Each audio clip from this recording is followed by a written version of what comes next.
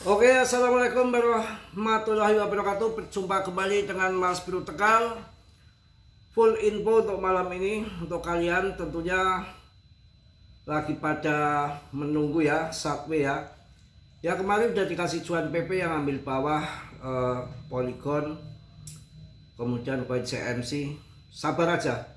Ini market akan subway paling nunggu besok tanggal 13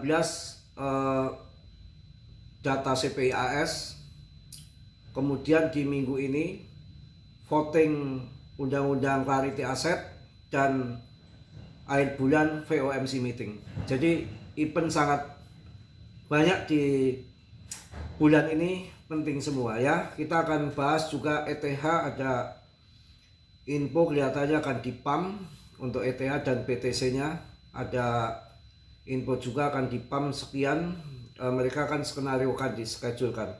Ini saya akan kasih info untuk PP dulu. PP kayaknya udah jenuh ya untuk turun ini. Ya paling saat belah segitu-gitu aja, saat nggak kemana-mana.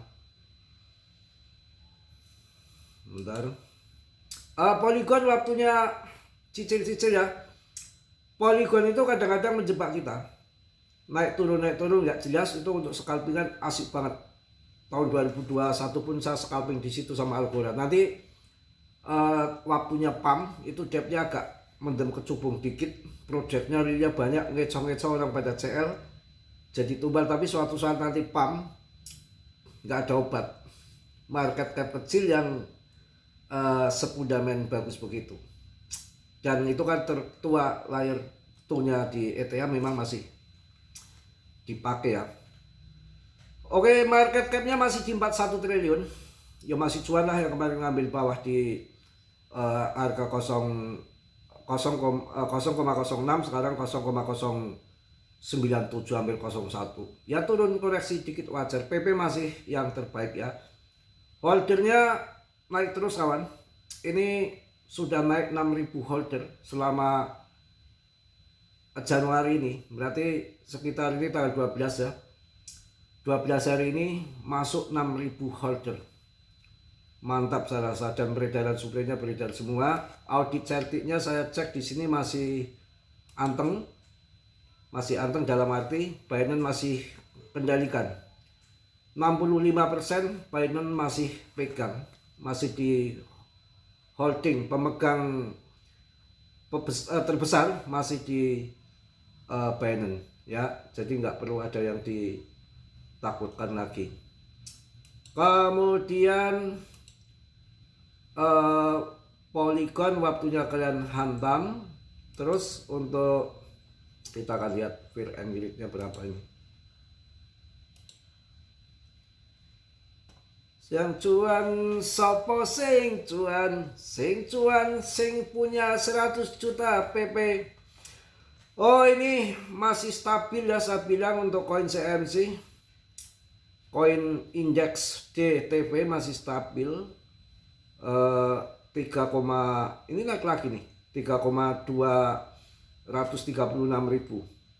BTC juga masih oke, bertahan di 1,5 M, masih di situ. ETH nendang ya, ETH nendang. Oke, ini naik lagi nih, ketakutan ketamakan fear and greed-nya ada di 40. Tadi ini udah netral 41, areal netral. Kemudian all season indexnya 32/100. Jadi nunggu pergerakan yang dahsyatnya untuk di bulan ini. Kalau nanti core CPI-nya besok tanggal 13 sesuai dengan ekspektasi pasar, kemudian minggu ini voting clarity asset deal menang, dan yang ketiga FOMC meeting pangkas, udah karung siapin ledakan. Ini juga ada info juga ini, si Trump kayaknya menekan Powell ini. Panas, gua culik lo itu ya kan. Mau kayak Maduro diculik habis. Ini ganas juga nih bakat Trump nih. Wah gila, ngeri sedap bakat Trump ini. Permainannya canggih ini. Ini seneng ini sekali saya nih. Culik perawan. Jangan bercanda ya. Ya ini nggak main-main ya. Main culik saja si Enduro. Enduro kayak merek oli. Jadi ngiklani ya. Maduro. Wah gila. Main culik-culikan. Ternyata itu punya BTC. BTC-nya 3 terbesar. Setelah BlackRock, Amerika nggak ada apa-apanya. Setelah BlackRock, ya MicroStrategy, ya terus keempat satunya siapa ya itu lupa saya. Keempat 600.000 BTC disikat Mbah Trump, dibekukan. Kalau sudah beku nanti ujung-ujungnya ditarik ya, dikuasai ya. Wah gila betul, itu nasibnya nanti udah kick aja udah si Maduro itu kayak Saddam Hussein itu nanti bisa itu. Wah bener-bener Mbak Katram tahu-tahu juga strateginya melebihi Mas Bro ya. Mantap pokoknya. Enak aja ini sih main. Ketakutan ketamakan 41, 32 all season indeksnya 32/100. Kemudian yang mau nambah muatan mumpung masih murah, minta kasih. Nanti ada berita info yang penting-penting untuk kalian. Ya masih murah-murah, Cardano masih murah. Uniswap tuh kalian tembak itu Uniswap. PP masih yang terbaik dengan holdernya yang meningkat 6.000 holder dalam 12 hari ini dengan masih 41 kapitalisasinya, 41 triliun. Kemarin kan waktu drop itu sampai 26 triliun saja naik, lumayan saldonya puluhan juta kok. Belum di Polygon. Kalau sekarang ya turun sehari 2 hari cuannya belum habis cuannya itu bisa buat kawin udah cukup ya. Aduh mantap ini. Kemudian kita akan lihat BTCD nya. Ini orang-orang kelas 1 dunia kelas wahid tuh nunggu BTCD dilongsor ke 50 kawan. Ini masih di 59,11 per video ini dibuat, masih dibilang tinggi. Jadi saat ini ya kalau dominasinya aja 59 ya belum, harga altcoin masih artinya masih di dalam jurang, waktunya kita akumulasi ya. PP terbaik ada di set, peredaran suplainya beredar semua, eseng-eseng sudah listing semua ya. Kurang apa lagi? Di Bitcoin Jepang sebagai alat pinjaman, bisa untuk kawin, beli mobil, beli rumah, macam-macam di Jepang pakai PP, karena PP termasuk berbasic finance, NFT gambarnya loh, NFT. Kemudian juga finance dipakai juga utilitasnya di Jepang. Kalau di Cina naga, bukan naga benar, naga simbol keberuntungan binatang naga. Kalau di Jepang adalah kodok hijau. Saya mau ngomong yang sebelah nggak enak lah, kodok hijau itu ya. Itu kemudian nggak ada ya kekurangan untuk PP, mendominasi, masih mengendali, masih yang menjadikan PP. Dan ini nunggu juga BTCD nya sampai terjun ke bawah, terjungkal ke bawah ya. Oke, kita akan lihat bagaimana menurut saya ini PP ini termasuk ini kawan, nggak bisa kita anggap remeh. PP ini prediksi harga menunjukkan token meme bisa mengalami pergerakan signifikan yang sangat besar ke depan, dengan analis menguatkan skenario kemungkinan akan terjadi breakout pada saatnya, pada momentumnya. Jadi nggak usah khawatir dengan PP ya. Kita akan lihat lagi info yang tentunya menarik untuk kalian, akan membawa angin segar bagi PP, dedengkotnya bos PP. Ekosistem PP ada di ETH. ETH siap untuk lonjakan harga yang akan tinggi ke depan. ETH telah menunjukkan pergerakan yang stagnan selama beberapa bulan terakhir. Namun analis terbaru ini ya memprediksi nggak main-main, menunjukkan bahwa ini bisa jadi adalah tanda-tanda akan terjadinya lonjakan harga yang signifikan berdasarkan analis grafik bulanan terbaik. Wah, mantep ini.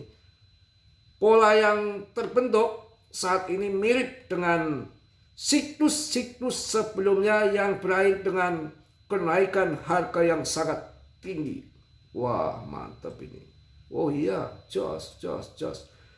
Perubahan pola siklus harga, proyeksi akan PAM untuk CETA. Saya akan singkat-singkat aja lah, nggak usah panjang-panjang ya. Kalau panjang-panjang punya kuda.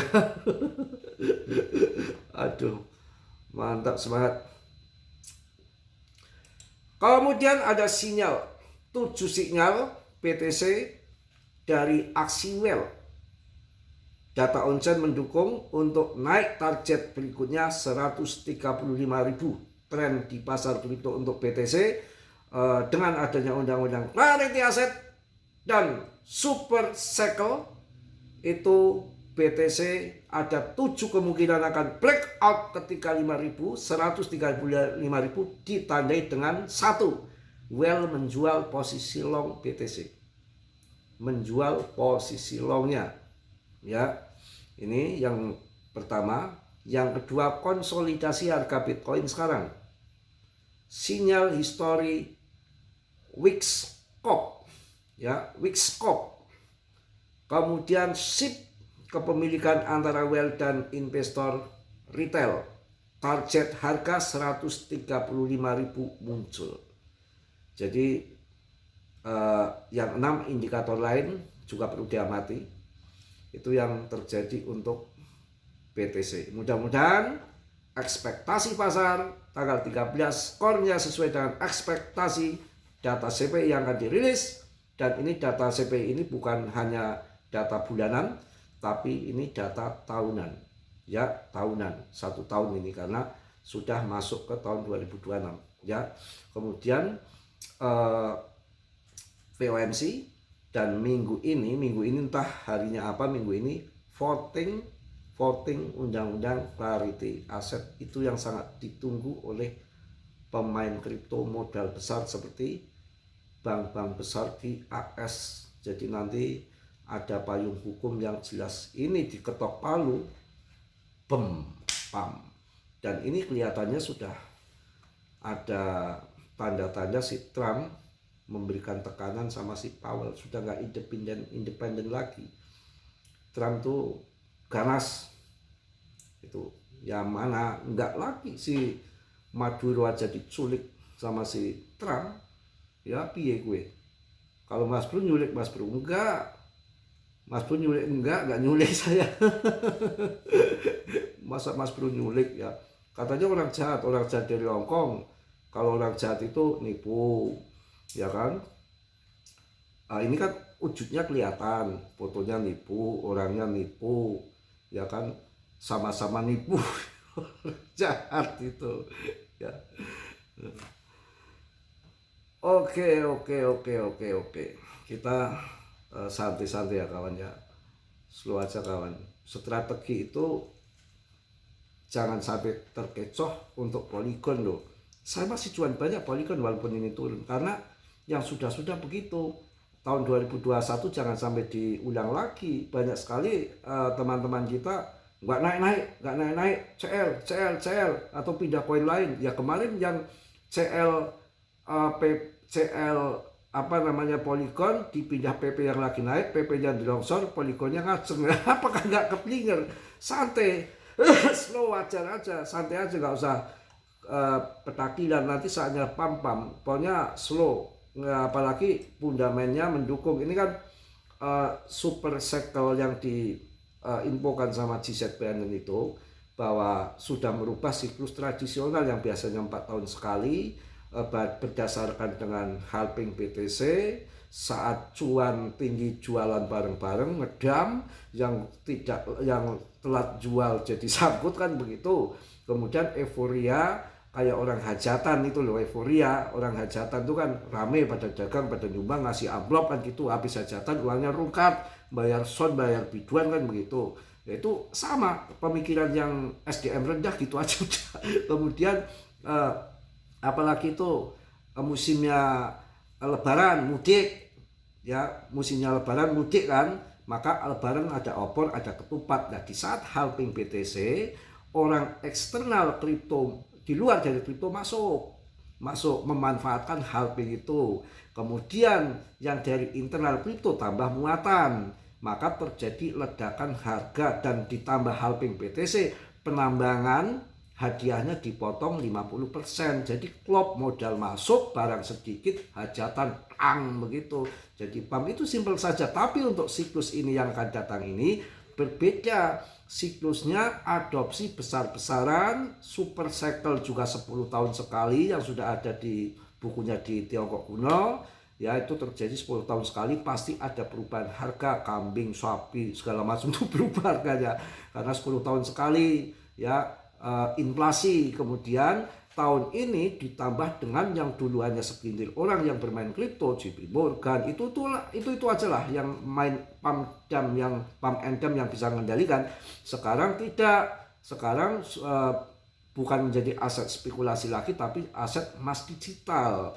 Jadi makin maju, bukan kayak dulu lagi, belum teknologinya dari blockchain, maka udah perubahan harga. Bisa dikatakan siklus ini bull market berkepanjangan itu ya. Jadi harus yang begitu. Kalau pemikiran yang kita yang SDM yang rendah-rendah saja, kalau yang kita kan, kalau laki-laki kan pemikirannya logik ya, logik itu merah, itu abang, itu asli, itu palsu ya. Tapi kalau jelasin orang yang SDM rendah nggak logik kan susah. Ini barang palsu, nggak asli, cakep, gagah, nanti pas dibuka ondel-ondel. Kalau asli itu pasti nongol, kalau cakep pasti nongol, pamer, wah saya cakep nih, pamer kan gini gitu. Kalau yang nggak cakep kan pasti begini, pakai topeng. Iya, faktanya memang begitu. BTC cakep, terkenal, ETH cakep, terkenal, PP cakep, bikin kaya, kan gitu. Coba yang nggak cakep berani nongol, Bris nongol di CMC kagak, Baby Doge nongol CMC kagak, karena itu nggak cakep. Susah ya kalau jelasin orang. Aduh mulu. Ya tenang, ini udah satwe di situ-situ nggak kemana-mana. Ya tinggal tembak saja.